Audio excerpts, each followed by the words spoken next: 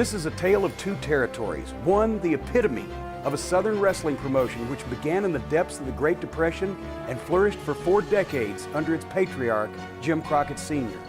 Another, which became a cultural institution in the Carolinas under his son, Jim Jr., evolved into one of the 2 biggest companies in United States wrestling history before collapsing under the weight of expansion and flaming out while trying to win it all.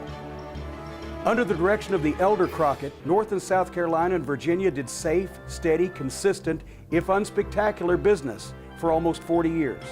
The promotion and the man withstood all efforts at opposition, was dependable and reliable. Jim Crockett Sr.'s word to fans and wrestlers alike was his bond.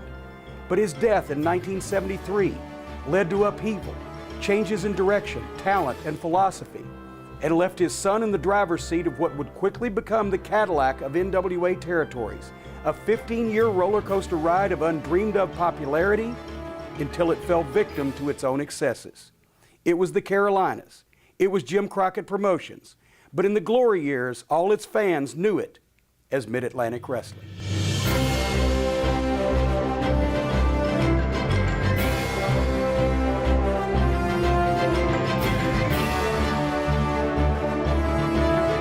Hello again, everybody, and welcome to another exciting episode of Back to the Territories, where we hop in the DeLorean, fire it up to 88 miles an hour, and go back to pro wrestling in the days of the territories. Today, we're going to talk about Mid-Atlantic Wrestling, and the man to my left, nobody better to do it. You can talk about Mid-Atlantic Wrestling in 2 different eras as both a performer, talent, and an office personnel. James J. Dillon, thank you very much for being here and being a part of this. Oh, it's my pleasure, Jim. You know, you spent a lot of time in Charlotte. It was instrumental in your early career, and then also, of course, in the glory days, the 80s of Jim Crockett Promotions. But Charlotte and the Mid-Atlantic territory was kind of unique in that it had been around since the 30s with no changes in ownership, with no additional investors, no people coming and going. It was always part of the Crockett family. And it goes back to the early 30s, the depths of the Depression, when Pete Moore, the wrestling promoter in Bristol, Tennessee, also owned a chain of appliance stores, and his top salesman was a gregarious fellow named Jim Crockett. And when Jim Crockett struck out in the 30s from Bristol to Charlotte and founded Jim Crockett Promotions for the next 50 years, that name meant the finest not only in pro wrestling, but also in concerts, in ice shows, the Harlem Globetrotters, minor league baseball. But the crown jewel was always pro wrestling. What were your memories of getting a chance to meet Jim Crockett Sr.? Well, as I think back, I was born and raised in Trenton, New Jersey, and back in those days, you didn't have cable television and able to, in other words, what you saw with wherever you lived, that was your perception of wrestling. Right. And so I lived in the Northeast, which was then the WWF or whatever. And to me, when you talked world champion, to me, the world champion was Bruno Sammartino. And I was accustomed to big shows every 3rd week, once a month, because you had these huge population centers. I mean, from Boston to Philadelphia to Pittsburgh to Baltimore to what have you. New York, of course, Madison Square Garden being the Mecca. And when I finally broke in full time, I broke in Charlotte, 1971. And I'd never been further south than Richmond, Virginia at the time. And I got in my car, packed everything I owned, and went to Charlotte, stayed at the Y for $15 a night. And the office was 1111 East Moorhead Street, which was on the same road, right down the street. And I remember going back there like it was yesterday. And you parked behind the building. It was a house in a residential section. And they had what seemed to be a huge number of steps to get up to where the office was. And now I'm seeing wrestling from a whole different perspective. And I'm meeting Jim Crockett Sr. for the first time. And he's very, I don't know how I could best describe him. I guess, and I may be dating myself, but if you saw somebody has to, and you can't get a date any other way. So. If you saw Burl Ives in a movie, that's what Jim Crockett was like. He was a big man, very heavy, and always dressed with a suit. But everybody that was around him, it was yes sir, no sir, Mr. Crockett. He was so highly respected. And now all of a sudden, I'm finding that instead of these big extravaganzas once a month, in these huge arenas and huge population centers. My first match was in Charlotte Park Center, and that they came back every Monday to Park Center. And sitting in the back of the building, sitting there with his hands like this, was Jim Crockett Sr. He watched the matches, and what I remember was that I'm sure financially he had done very well, but he drove a Buick.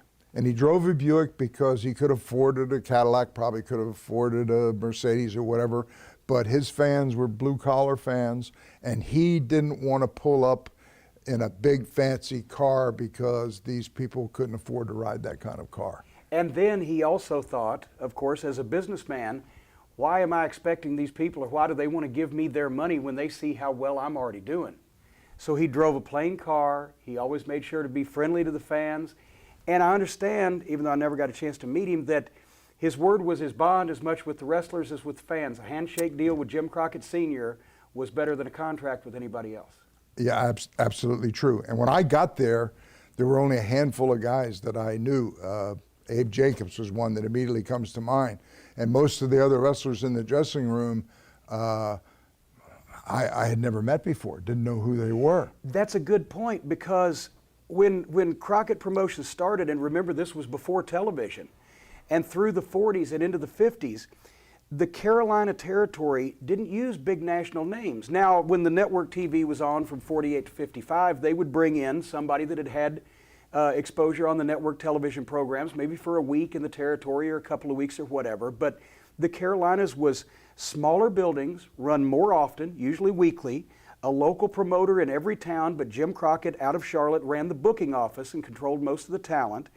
And they were names that were household names that all the wrestling fans in the Carolinas would know, but nobody outside the Carolinas would have heard of a lot of these wrestlers. Absolutely. And they stayed there for quite a long period of time, and they got entrenched in the local culture, so that not only kept the cost down, but also that was how Crockett was able for all those decades to fight off opposition. He ran a well-oiled machine. He was highly respected. He didn't try to get too big, but he did steady, consistent business.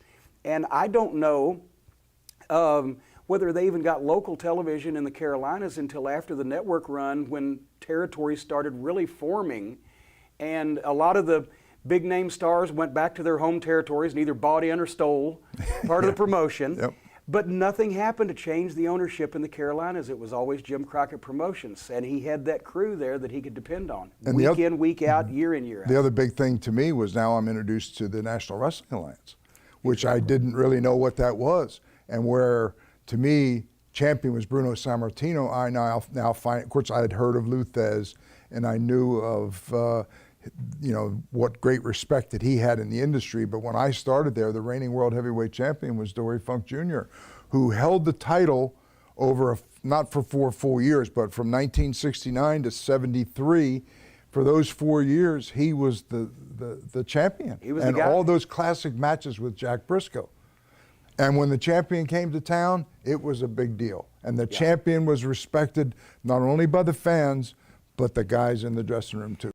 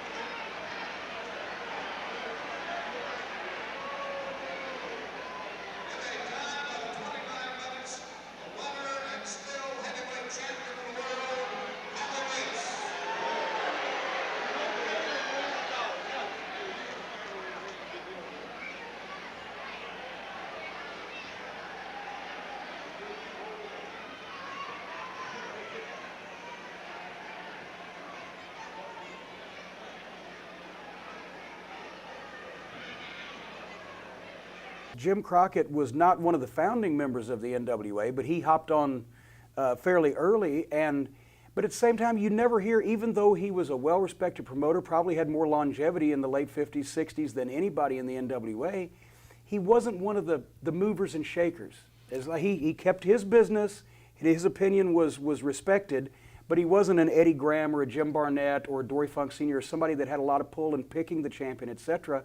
Once again, it's consistency. He almost stayed there in the background and let his wrestling speak for itself, and nobody messed with Crockett Promotions. Yeah, they had a documentary recently, which was very well done, and since then there have been a lot of posts on Facebook, and I don't know this to be a fact, but reading the story was typical of how I would remember Jim Crockett Sr., because as you said, he promoted like Mom's Mabley, who was a big star, and the Rock. Three people watching this are going to look up Mom's Mabley, because nobody else is going to. I know. I've watched her on the Ed Sullivan Show. But he involved, and I'm not sure which one of his children it was, in getting them in the business, and he was doing a rock show with two acts.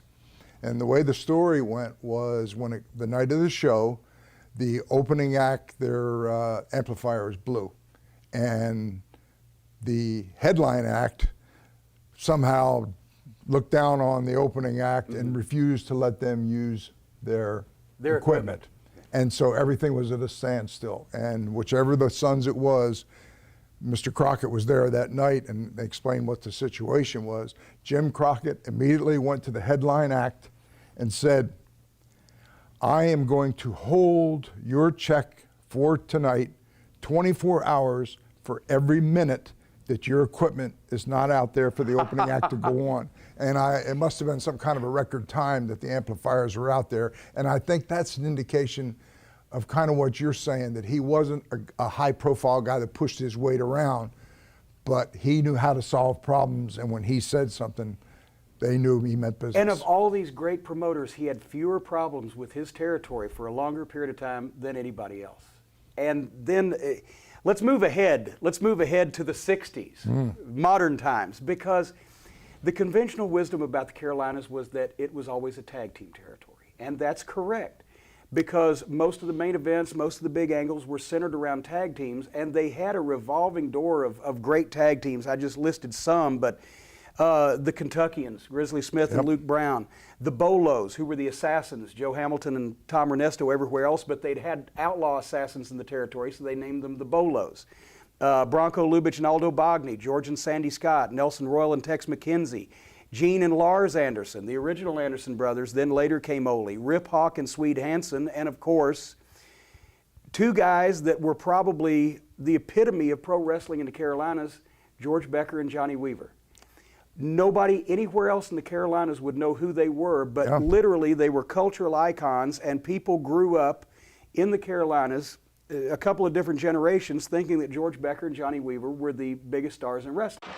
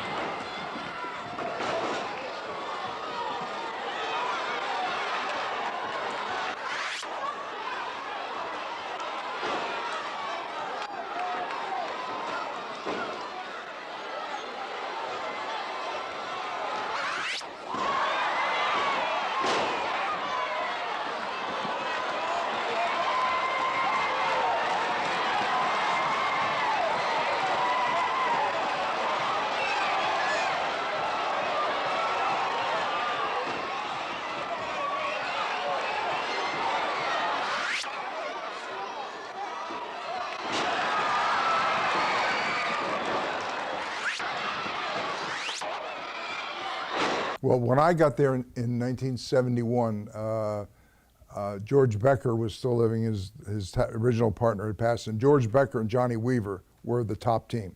Rip Hawk and Sweet Hansen were the top team, managed by Playboy Gary Hart. Yep. Nelson Royal and Paul Jones, another great team. The Missouri Mauler, who was Larry Hamilton and Brute Bernard with Homer Odell. I mean, another great team. The talent that they had there, oh. And the amazing thing was that in those days, once again, smaller arenas, more repetition of shows, but in North and South Carolina and Virginia, they would run literally 2 shows a night, and often in the summertime, 3 shows a night, just in those 3 states. And they would alternate the talent to where Raleigh or Roanoke or whatever town didn't get the same guys every time. So you would be working for Crockett Promotions in that 3-state area, and according to what I've heard, sometimes not see some of the other talent in the territory for months at a time. That's true. And Gene and Ole Anderson, Lars had moved on, and Gene, who was the only real Anderson, Ole, and to me, and I still, when I talk about favorite teams, and it's not because you're sitting here because I've said it before, but I think that Ole and Gene Anderson were one of the greatest teams.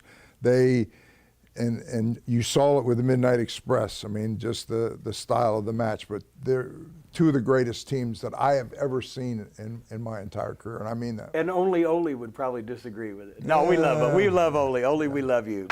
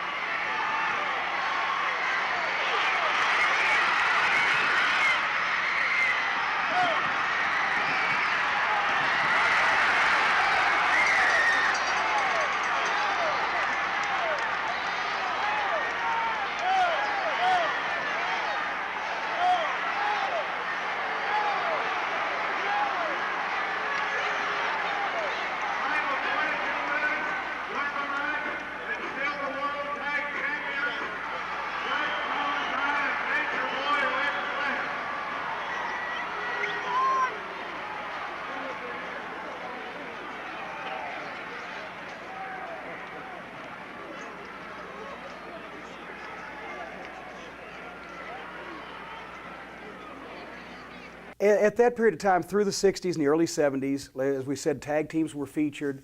George Becker did a lot of the booking at that point, right? But he was up in years, and so when the world champion came in, the premier challenger was Johnny Weaver. Was Johnny Weaver, because he was the younger guy.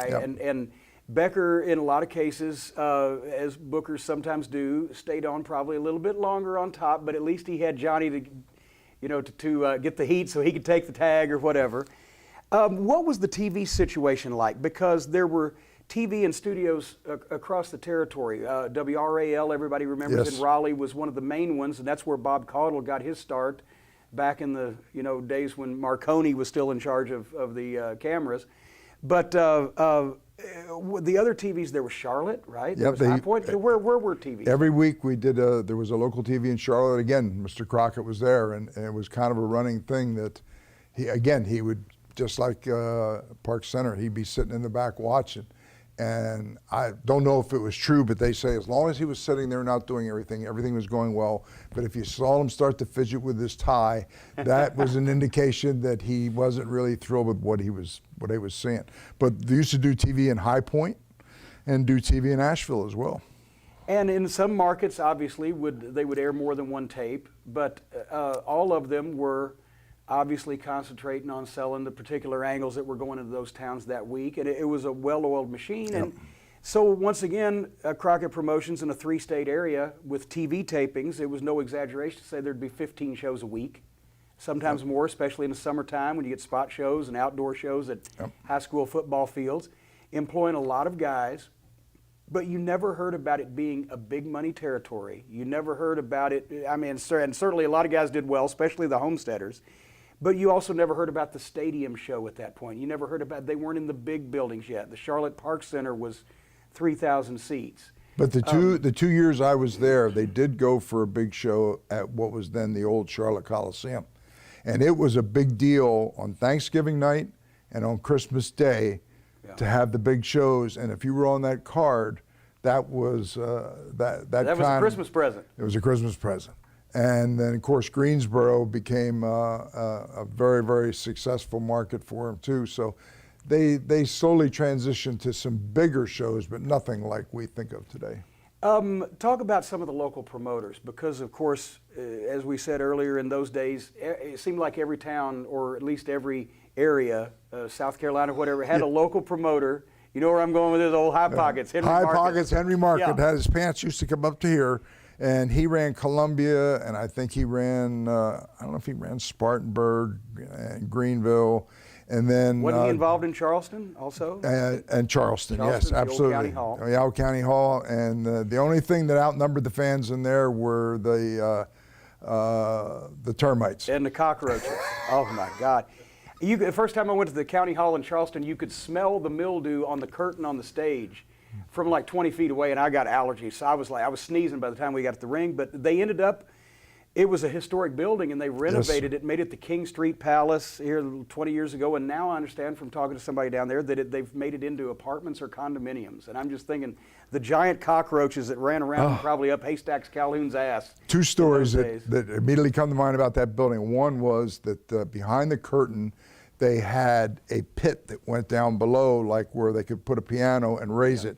And the story is that in the pitch dark behind that curtain one night, one of the little girl midgets went from one side to the other, and that pit was open and didn't know it, and fell in there and damn near killed herself. And the other story I remember was that Tony Atlas broke into the business, knew nothing about anything. Somebody bought him a pair of boots and a pair of trunks, didn't even have a bag. He put them in a grocery sack, and his first booking was in Charleston at that building, and he went up there and nobody knew who he was, and he went to the back door and they said they wouldn't let him back there, and he went to the front door and had to buy a ticket to get in. I can believe it. I can believe it.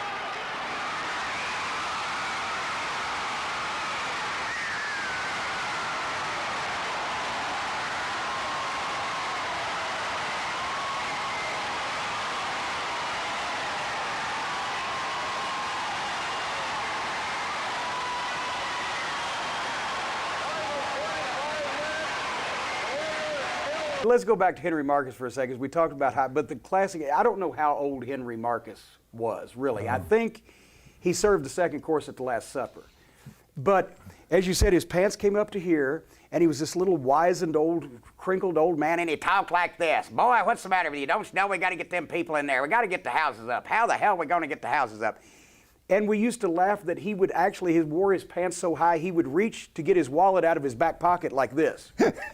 And so Henry Marcus was the promoter in most of the South Carolina towns, and of course, Joe Murnick, who was the father of Carl and Elliot Murnick, who later on served the same purpose, had Raleigh, and they expanded into Virginia over time. But I think he was the closest relationship. I don't know how far it went back or what the, where it all started, but it seemed of all those promoters, Joe Murnick was the guy closest to Jim Sr. was clearly the boss over everything, but Joe Murnick, like I say, ran Raleigh, he ran Norfolk, he ran Richmond, and that. But now, before Joe Murnick, Bill Lewis. Do you ever remember that name? Bill Lewis. The only thing I remember about Bill Lewis was giving away the. Wouldn't you know who won the pony? Yeah. Exactly. Well, they draw the number L, my boy Blue. Wouldn't you know who won the pony? So the Murnicks had a lot of Central North Carolina. They had Virginia. Then, of course, Johnny Weaver, after he got out of the ring, he transitioned, as we'll talk about later, into being one of the local promoters. He handled Greenville, South Carolina, and a lot of the spot shows. Sandy Scott transitioned out of the ring to become one of the local promoters. But they really had a good, solid crew. Am I leaving anybody Also, out? there was Lynchburg and Peter Postloo, yeah. Had a roller skating arena in Roanoke. It's funny story about that. I went to Japan. I became a big baseball fan. I went to a fan festival thing out there where they brought a lot of Americans over, and Sadaharu and some of the big home run hitters were there, and a reporter took me out on the field, and some of the Americans had played over there, and I was out there, and a guy came up to me with a real Southern accent, and the guy introduced him to me, and his name was Charlie Manuel, who managed the Philadelphia Phillies, and he said, I used to come watch you wrestle in Roanoke. Oh my God. Yeah. And well, speaking, we got to get back to your adventures in Charlotte, but Jim Crockett, one other thing that we mentioned is that he had different ways of sometimes of having talent recommended to him. And I have a letter that I salvaged from the office before they closed it, along with a few other things. He actually did some of his business early in the 50s from a local grill. He didn't even have an office. The Wesley Heights Grill, on Moorhead. I didn't know that. He would sit there because I got a letter from a guy out in Omaha, Nebraska, said, I'm coming to your territory. I'd love to referee for 2 weeks. I know I talked to Earl Wampler, and he said to write you, right? Earl Wampler was an old timer. And I framed that letter and put it up because they said Crockett would sit and do business at a grill in Charlotte, and that way he was accessible to people. But guys used to do that. They'd write letters, I'm going to be in your territory, here's some pictures, can you book me, can you use me, whatever. You had a kind of a roundabout way of getting booked into the Charlotte territory. Yeah, Jim Grabmeyer, who was from Springfield, Ohio. The Hangman. I was wrestling, he would come home during the winter months and wrestle around Ohio and around Pittsburgh, and that's where I got to know him. And then in the summer months, as you mentioned, they would expand the roster because they would run a lot of outdoor shows and run an extra night and expand the talent roster. And it had been my dream to be a wrestler, and I was still holding a job and wrestling weekends around Pittsburgh. And Jim up and went to Charlotte, and I got a phone call out of the blue, and he said, you said this was your dream. And he said, I took one of your pictures, and based on my word of mouth, they need talent right now, and they're willing to book you. And what do you want to do? And boy, I packed everything that I owned.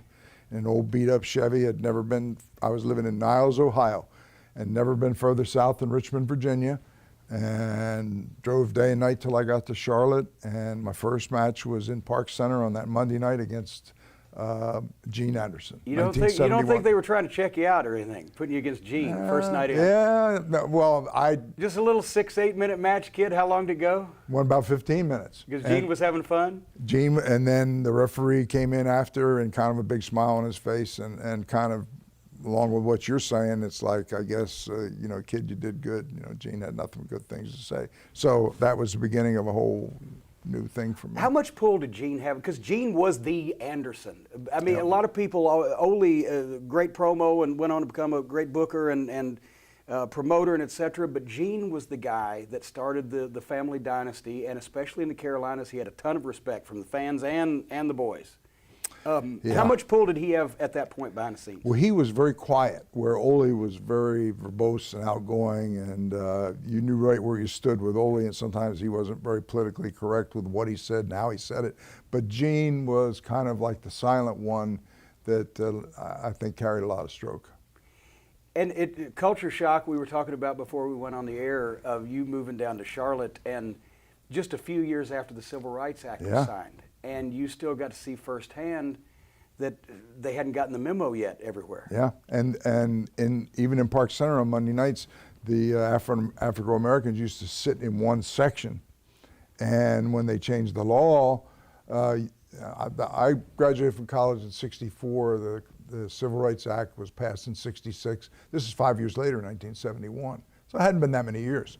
And when you would look out, and I didn't really think about it because I was from the North, but I would see black faces through the audience here and there, but predominantly the blacks still sat in that same section because they were accustomed to doing so, not because they had to, but that's where they were comfortable. So change comes about very slowly, as you know, with everything. Yeah. Well, on the Memphis end, and we'll tell that story another time in another edition, but obviously Sputnik Monroe in Memphis had a lot to do with integrating all sporting events, and his boots and jacket still sits in an exhibit in the Memphis Rock and Soul Museum for his contributions in integrating sporting events of any kind in the South. But I remember still it was the late 60s, the first time Lynn Rossi and Bearcat Brown in Tennessee were the first mixed babyface tag team, and Sputnik Monroe and Norvell Austin a couple of years later were the first heel mixed tag team, which still got heat.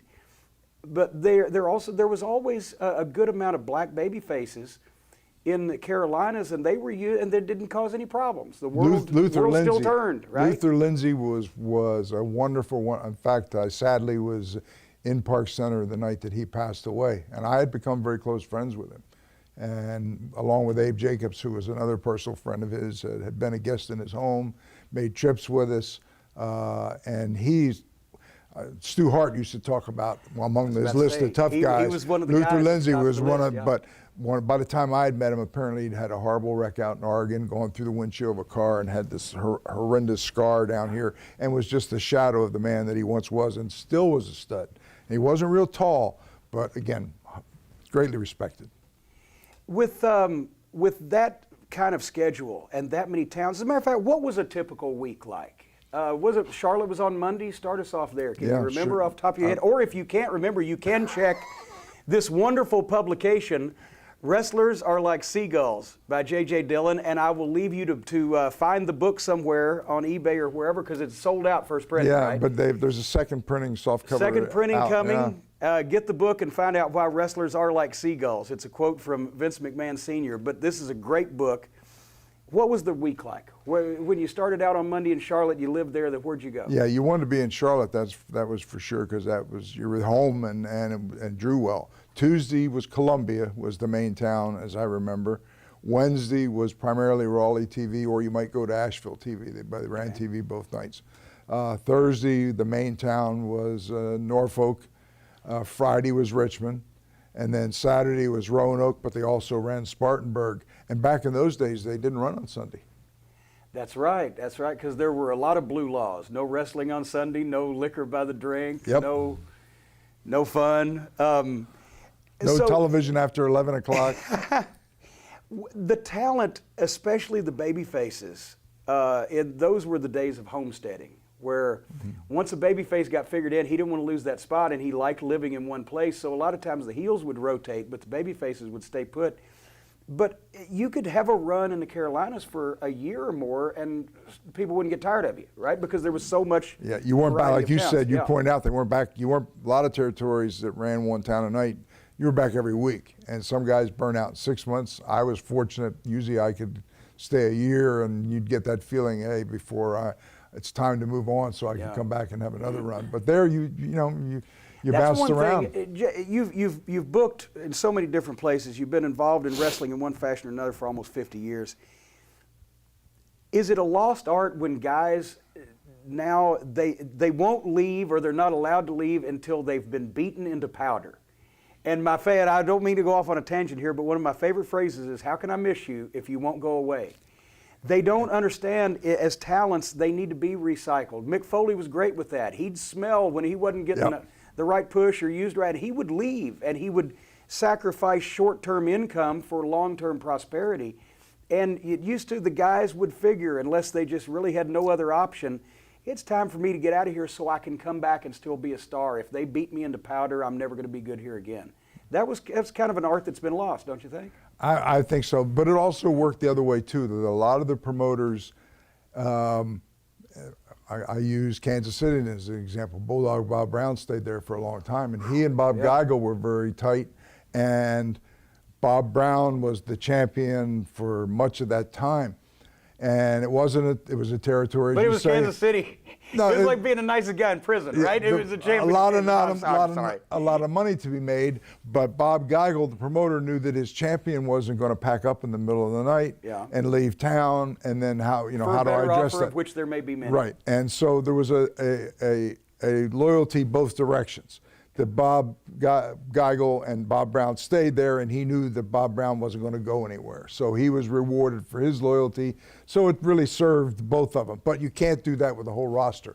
But there were a lot of guys that the whole time I would like, and guys that have been in the business a long time: El Gaucho, Jesse James, Johnny Heidman, George Two-Ton Harris, Klondike Bill, but who then later handled the ring crew and took care of business out at the ballpark. So Jim Crockett Sr. was he was loyal to the people who were loyal to him. And when I broke in, I was there for a little over 2 years. He passed away when I was there.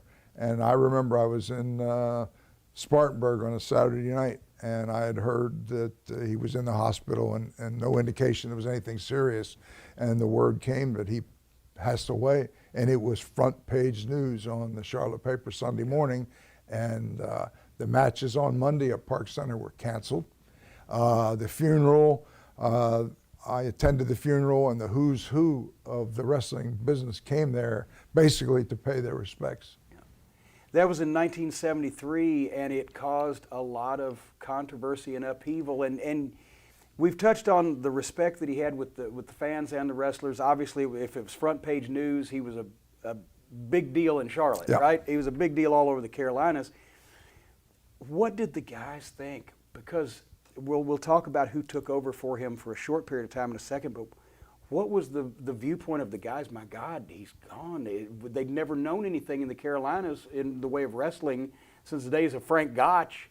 But Jim Crockett, did the guys think, oh, there's going to be trouble, or did they think, oh, the office will keep going? Well, I don't know. I think there was a shock factor, and most guys didn't think that far ahead about what's going to happen. And as you said, we can get into that, but he had 3 children, two sons and a daughter, who basically I never saw, never came around, were insulated from the business.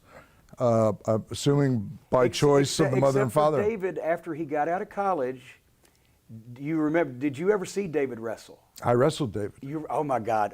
David Finley. David Finley, because that was his middle name. Well, finish your thought, and then we're going to talk about David Crockett wrestling, folks. But very short period of time. Frances, the one daughter, was married to a guy named John Ringley, who was apparently a very good businessman, and he was the one chosen to run the company. And I don't know the logic, whether it was like, well, rather than choose one of the children. Had he been involved already?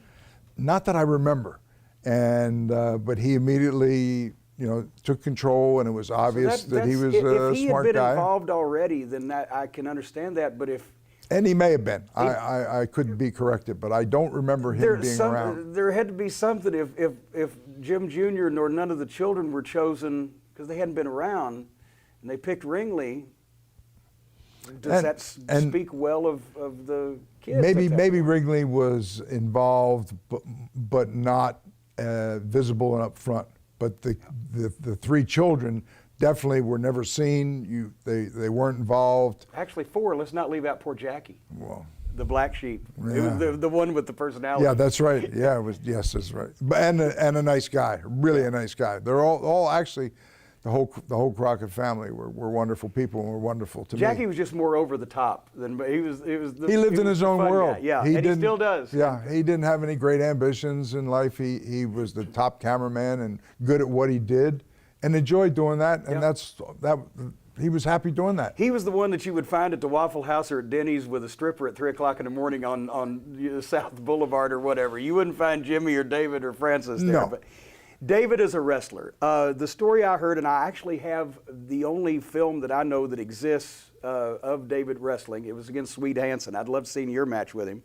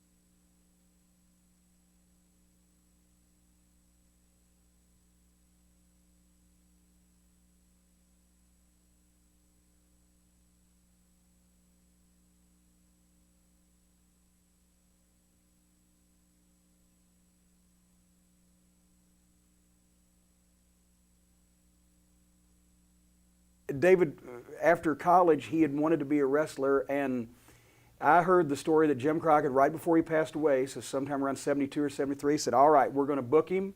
We're going to book him with Swede Hansen. We're going to book him with this guy and that guy, and they're going to treat him just like they would treat any other rookie starting out.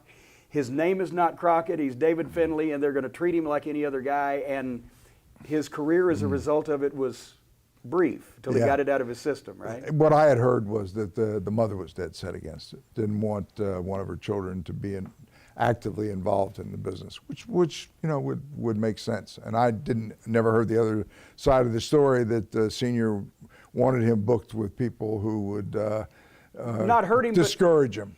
I don't even know if it's discouraged, but don't give him any favors. Treat him like you would anybody else, and let's see what he's got. Yeah, that could be. Well, how was the match? You know, as I remember back, he was, you know, basically his fundamentals were good. There was nothing, he wasn't a big guy physically. There was nothing really outstanding about him other than everybody else knew, in the dressing room anyway, knew who he was. So he sold out to Curtin a lot. Yeah. And I think we were in tag team partners one time. What was the money like at that point, right as Crockett Sr. passed away? What was the money like for the opening match guys, for the main event guys, if you know or can recall? But I can recall. I figured if he could. If you had to folks, guess, because we have not prepared this in advance. We have not prepared this. There is no collusion whatsoever. In 1971, when I broke into the business after that phone call, what do you think my average was a week? 1971 now. You came in underneath. Mm-hmm. I'm still assuming. And there was no wrestling on Sundays. There was no wrestling on Sundays. That limits it to 6 days, but I'm still assuming they had a decent minimum at that point. $300, $400? Pretty good. My average the first year that I was there was $265 a week. And you were an independent contractor, paid your own expenses, and you would carpool and pay you know, whoever was driving to split the costs, and that would save you money. And then I hope nobody from the IRS is listening, but of course for tax statute of limitations. Thank goodness. For tax purposes, I would write down the mileage every night as if I drove every trip by myself, and that would help. Shame on you. Yeah. all right. The IRS scandal. Move over, Benghazi. J.J. Dillon cheated on his mileage. But then again, my second year, and one of the great things about the business is that if you work hard, you can do better. And my second year in the business, I averaged like $360 a month, a week. So now and that's a big jump. And that's let's say 3, 7. That's $1,500 a month in 1972. Mm-hmm. I mean, that wasn't bad. But what about the Hawks and the Hansons and the top guys? Do you have any inkling of what they were at that point? I have no idea. But you would have to extrapolate just from your involvement in the business that if you were making $300 a week where you were, they were probably in $1,000 a week spots. Probably better in some cases. I would say that's 40 years ago. So what was 60 grand a year 40 years ago? Probably be the equivalent of 200 today. And people think big money in wrestling is a recent thing. The one big difference, and I think needs to be pointed out, was, and you and I have similar backgrounds, that we started as a fan. And half a century later, I'm still a fan. That's how I started. And so to travel the miles that you traveled, to take whatever physical risks were involved, for $265 a week, and I don't know what the average salary was for the average working man, but I mean, $265 wasn't a lot. $265 a week wasn't a lot of money. You had to love what you were doing. Yeah. And that's the real big difference. It took 24 hours of your day. Because Absolutely. you would leave the house, go to the town, come back just in time, maybe if you did come back home, to maybe eat something quick and go to bed, and then you'd get up the next day and you'd leave and do the same thing over again, day after day after day. And here's the thing, you talk about running 3 towns a night. The furthest town away was Norfolk, which from Charlotte was 365 miles one way. Yeah, I remember now, that one. if you weren't booked in Richmond the next day, which was 90 miles away, and you were booked at a spot show in South Carolina, and a lot of times it wasn't 3 and 4 guys, you would drive, if you told somebody today that you got in a car and drove 365 miles from Charlotte to Norfolk waited in the dressing room because you had to be there ahead of time, Yeah. wrestled your match, took a shower, got in the car, got a 6-pack of beer. It's not supposed to drink when you drive, but sometimes you have to stretch the laws. Well, you've already cheated the government, so why not, you know? And drive all the way home, they would look at you and say you had to be totally insane. Oh, and one time in 1986, we got double Charleston. You remember the double Charleston? Charleston, South Carolina, Charleston, West Virginia, back to back. Same story. That was 560 miles in between. Yeah. Yep. The guys were, and I'll drop this right now just because we're talking about money. I had this discussion in Charlotte with Ole Anderson at the Fan Fest here a few months ago. He, in 1978, between wrestling as a main event talent in the Mid Atlantic territory, wrestling as a main event talent in the Atlanta territory, and booking for Barnett at that period of time, which meant he got 2% or 3% of each town for booking. He made between $250,000 and $300,000 in 1978. We looked it up, people smarter than me that can do the computer thing, and that translates today to $750,000. So that's the kind of money that it was possible for a guy to pull in if he was smart enough to be either an owner or a booker or in the office or whatever, as well as a main event talent.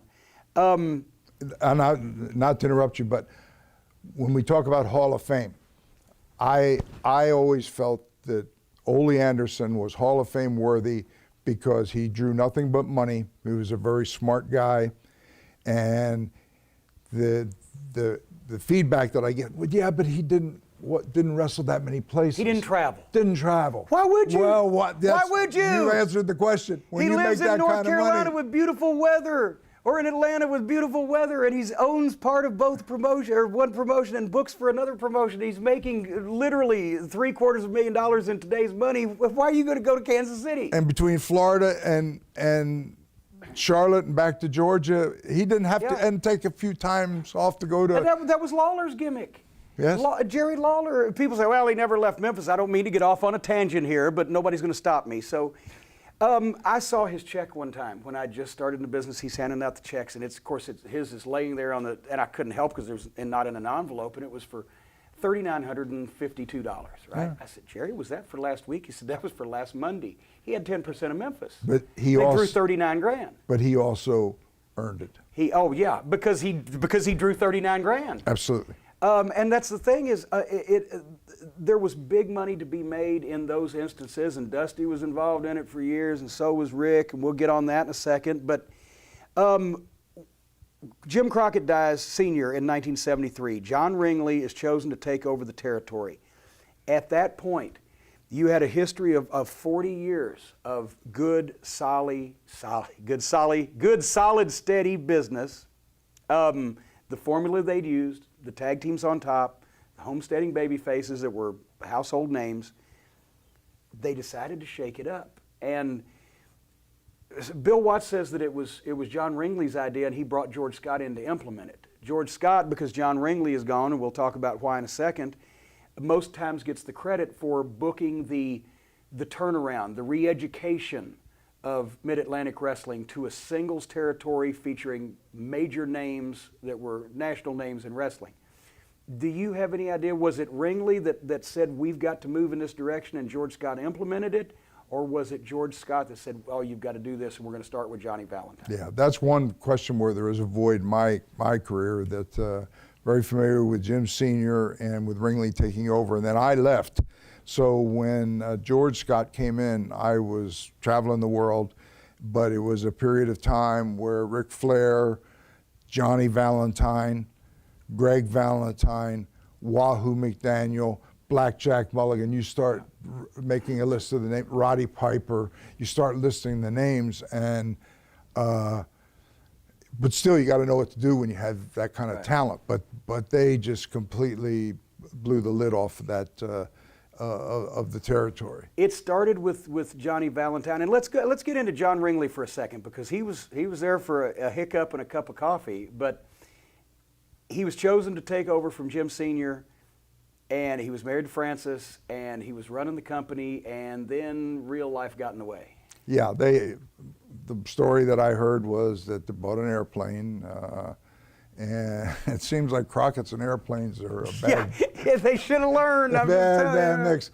But supposedly You know, he was, you know, mixing business with pleasure in terms of the airplane, and again, Frances was the only. It was big enough to have a stewardess, is what you're saying. Yes, it was the only daughter, and it ended up a scandal that all of a sudden, you know, John Ringley was removed from that position.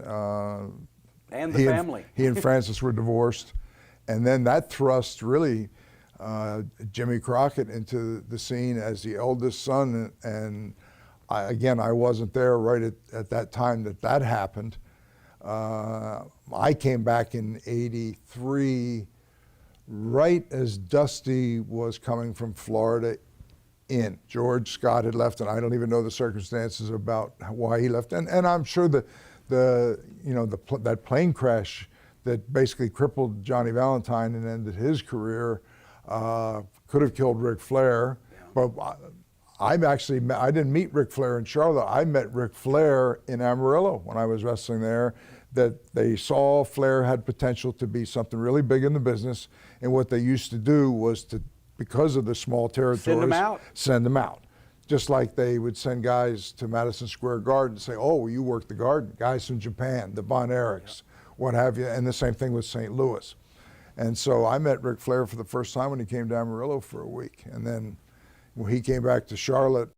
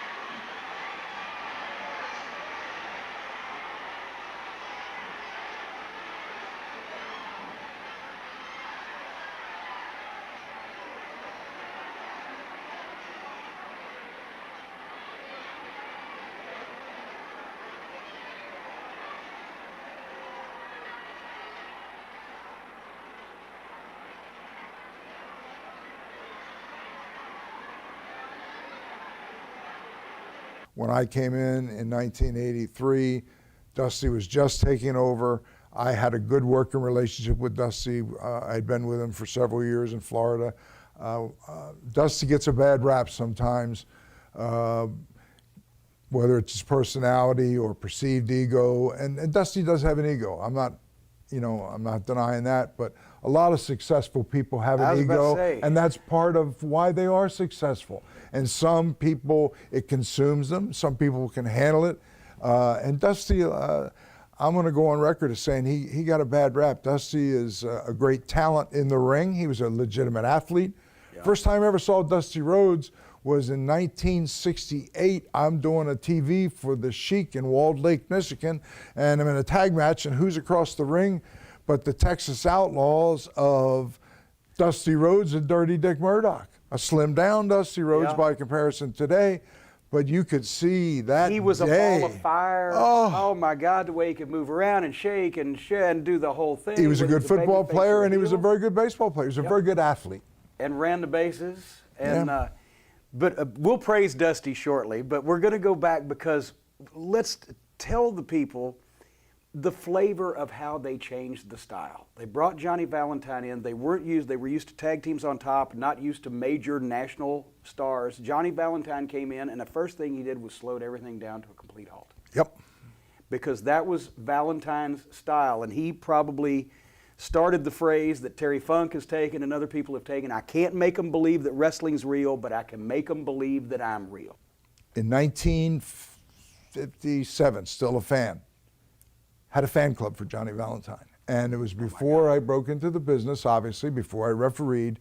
And there was something about him that at the time I didn't really understand. I couldn't verbalize it. I couldn't explain it to you, but I knew he was somebody special. And later, when I got in the business, I understood what made him special, because he wasn't somebody that was very flamboyant, that would go in there and just... No big bumps, no flashiness, not a flashy interview.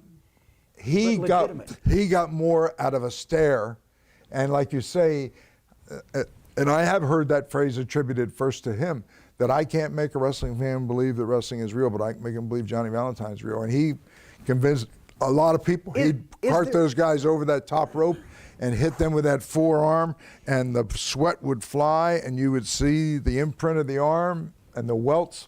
And that had a lot to do with, I think, and with Wahoo was from that same school of thought, and Flair. And I think that had a lot to do with the foundation when George Scott was there that turned their business around. Of the new style, because tell me if this is, because you obviously saw Valentine work a lot as a fan and then later on as a pro. To me, he's somebody that doesn't translate well to film or television. You got to see him live. And when we go to Charlotte every year and we talk, people still to this day will get goosebumps when they mention the name Johnny Valentine that was in the last row of the Greensboro Coliseum or the Charlotte Coliseum, and remember those matches like they were Christians being thrown to the lions between Johnny Valentine and Wahoo McDaniel. Valentine had that charisma, that presence. You could see if you were in the arena, and he had the body language to do it too, but you needed to be there live because you would see that it looked like he was an insane lunatic with that stare, the empty stare where he'd go in the trance and wouldn't sell anything and you couldn't hurt him. And when he was enjoying himself. You could jump forward to The Undertaker and see similarities. Exactly. Yeah, as a matter of fact, and The Undertaker always live, even though he translates to everything well, but live it's just so much more.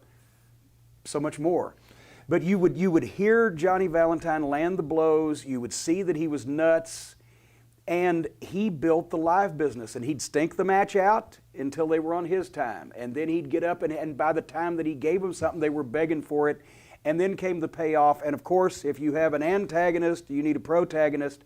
Here comes Wahoo McDaniel, the only son of a bitch that will let Johnny Valentine hit him as hard as he possibly can. Because he's going to hit him back as hard. Because he's going to hit him back the same, and Wahoo used to, as a heel, used to fight marks with his chops. They were legitimate. Yeah.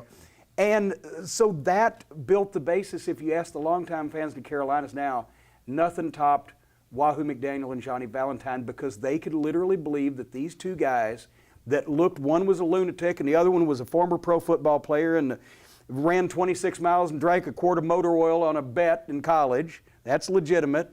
They were real. They were beating the shit out of each other.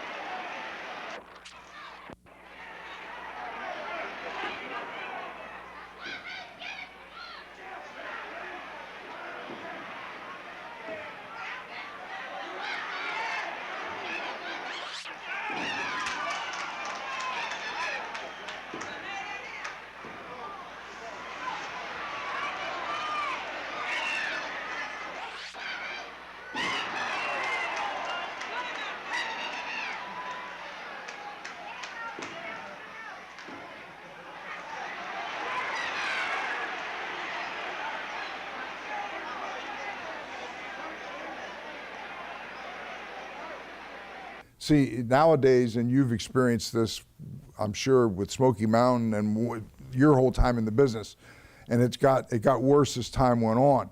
that fans became conditioned to, oh, something's got to happen. And if something doesn't happen, somebody would yell boring. And the first thing that would happen when somebody yelled boring was that the two guys in the ring, like they were hit with a cattle prod, jump up and do something, they're yelling boring. Johnny Valentine would sit there and you wouldn't even see a change in his expression because he would stay out there until he had you right where he knew he was going to eventually have you. If you think that's boring, wait till you see this. This is going to be more boring until I'm ready to do what I'm going to do, and then you're going to like it. And it was a matter of who controlled who. And so it took Valentine a long time to get over. But the flip side was once he got over, he stayed over forever. Arn Anderson. Yep. Because my famous comment to Jim Hurd, and you were not there at that point. I wish you had been, because I wished everybody, this was one of the greatest things I ever said. He said, well, who do you want? You want Sid Vicious or you want the Arn Anderson? Because I'm putting Arn over, right? I said, I'd actually like Arn, please, because I can draw $1 million in one night with Sid. He said, what's the matter with that? I said, once they see it once, they're never going to see it again. But I can draw money for 20 years with Arn Anderson. Yeah. He took a while to get over, did Johnny Valentine, just like Arn, because he got over on the basis of his performance and his athletic ability and his personality, not because he was shoved over or given the bells and whistles and a chicken shoved up his ass. But once he got over, he was over.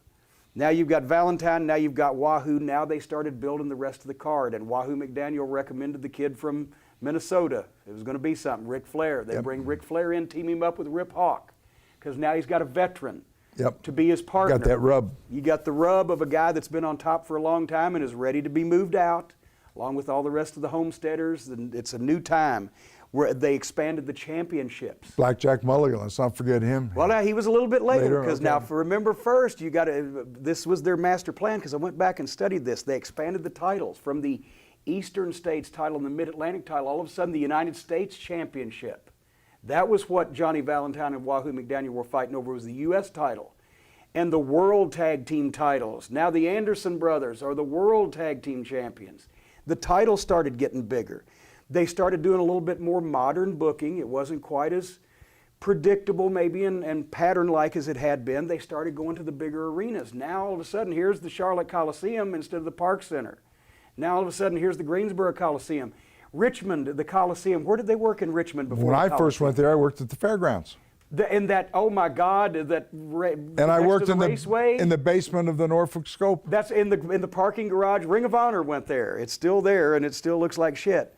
They expanded the merchandising. Les Thatcher started doing the Mid Atlantic Wrestling magazine, which was printed on nice slick paper with color when everything else in the other territories was black and white. So they were starting to get bigger. This was the Carolinas' professional sport. They didn't have the NBA, the NFL, they had wrestling. You just dropped it in the conversation and skipped right over, but it was a huge point, and that was the fact that in that era, titles meant something. That that's a thing. Because why would you be in a sport unless you want to win the championship? Absolutely, and I draw the comparison to hockey with the Stanley Cup. That when the Stanley Cup is won, and they take turns parading around, and the arena fills with hats, and that is what everybody is fighting for all year. With football, it's the Super Bowl championship. With Major League Baseball, I mean, you got to have a prize at the end, something that you're working towards. And if you have and like I said, Dory Funk Jr. held that title for 4 years. You would think, well, the fans, you would think after a while, nobody's going to, the title's not going to change. We're going to get bored and not go. No, it didn't work that way.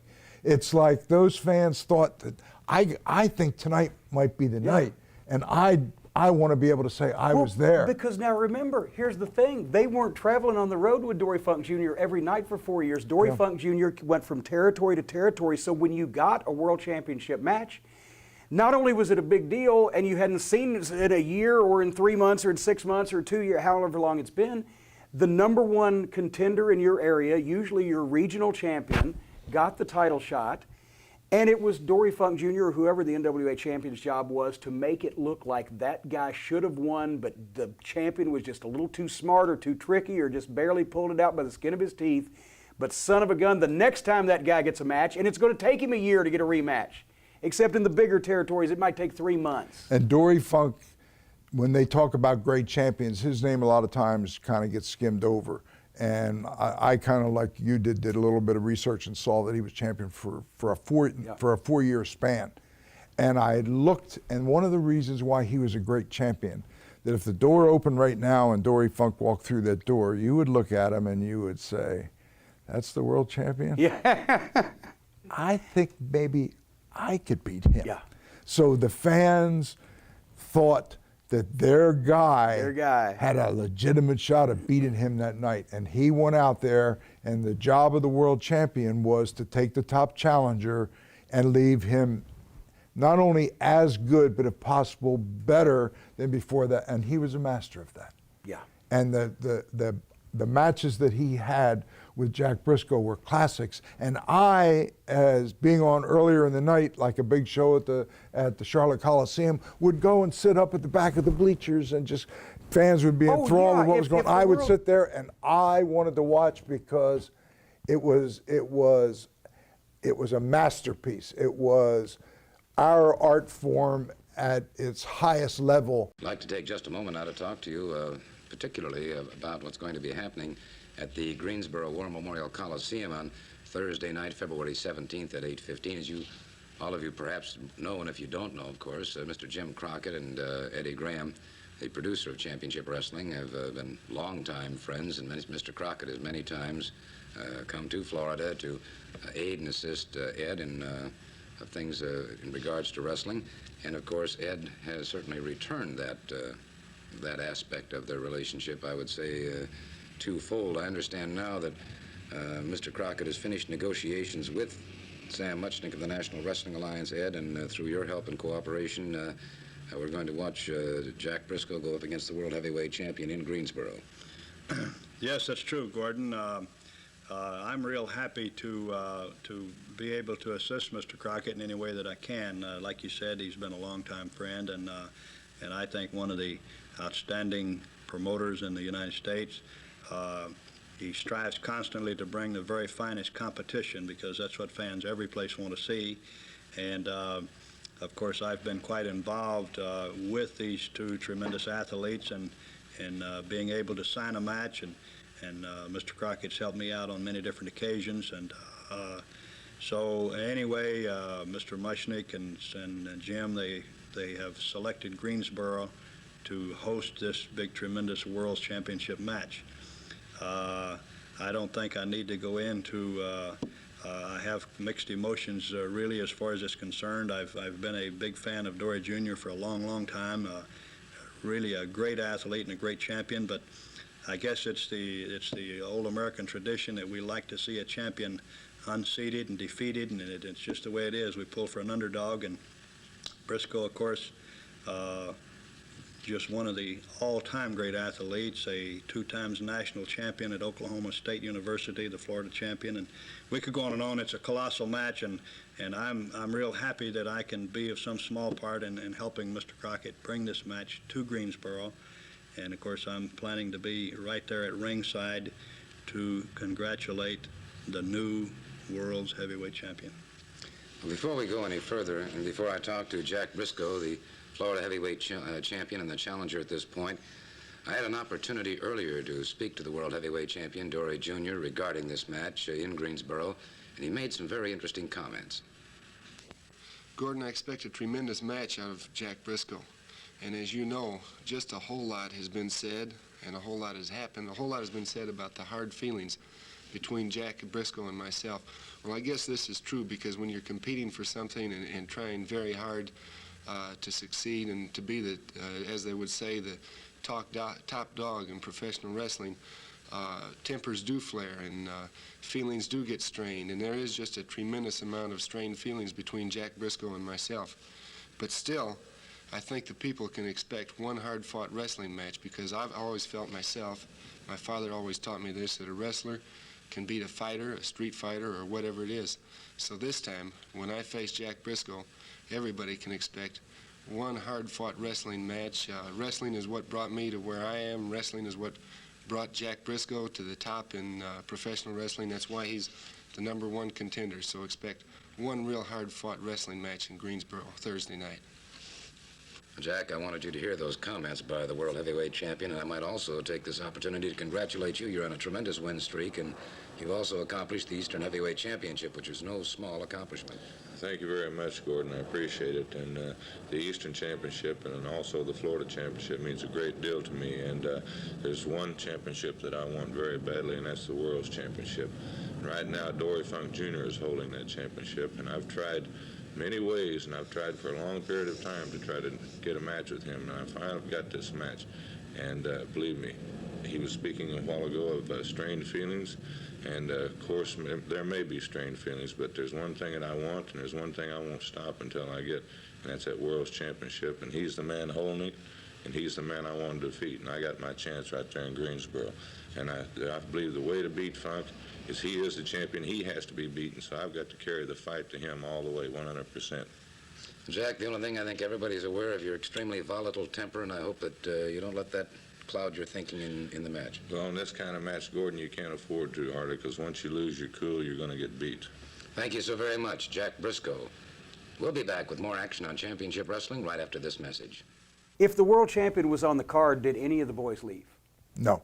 Maybe a couple, and If they did, they weren't going to be around very long. Yeah, they weren't going to be around very long. They sat and watched. When I started in Memphis, it was 400 miles to Louisville that night, but I was going to wait and watch that main event because I wanted to see that, because not only was I a fan, but also I wanted to be there at some point, and I better figure out what's going on in that situation. Dory also, just while we're on the tangent, he's overlooked as far as the houses that he drew. It was Dory that he had a stadium show in Dallas with Fritz in 1972, drew 26,000 people. They opened up the Bayfront Center in St. Petersburg for Dory and Jack Briscoe, right? The bigger buildings in Florida. He drew consistent money the whole time he was champion, at a time where wrestling business was hot. The newspapers just weren't reporting on it, so nobody knew it, but it was hot. I think this is true. Digressing. So allegedly, we're going to do that a lot. Allegedly, Dory Funk came in to defend the title in Charlotte when Jim Crockett Sr. was alive and was carrying a red suitcase. And nobody knew that Jim Crockett Sr. had a superstition about red suitcases. And that was like, oh my God, somebody get word to Dory, get rid of that suitcase and get another suitcase. Oh my God. Did he think the building was going to burn down? Is it? Don't know. Have you heard the story about Dory and Whitey Caldwell? And he's told this. No. They're in Johnson City, Tennessee, and Whitey Caldwell, of course, and in those days, Dory was booked as champion in the territories big and small, and Johnson City was one of the small ones. And Whitey Caldwell, for years, was the top babyface to go along with Ron Wright, the top heel in the East Tennessee territory. And Dory comes in, sits his bag down, and in those days, the traveling champion. You didn't know who you're going to work with sometimes till you got to the building, especially on smaller shows. You might not have ever met the guy. Dory says, "Who am I working with?" "You're working with Whitey over there." And he looks, and there's Whitey Caldwell, 5'9", 195, the farmer tan, and etc. And he's, okay, they're ribbing me. And he doesn't go over and talk to the guy, and it's Whitey's yard, so Whitey's sitting there, and he's doing his thing. And sooner or later, they're going to break this rib, right? And they're going to tell me, and the bell rings for his match. And he sees Whitey get up, and he says, "Well, I guess I am."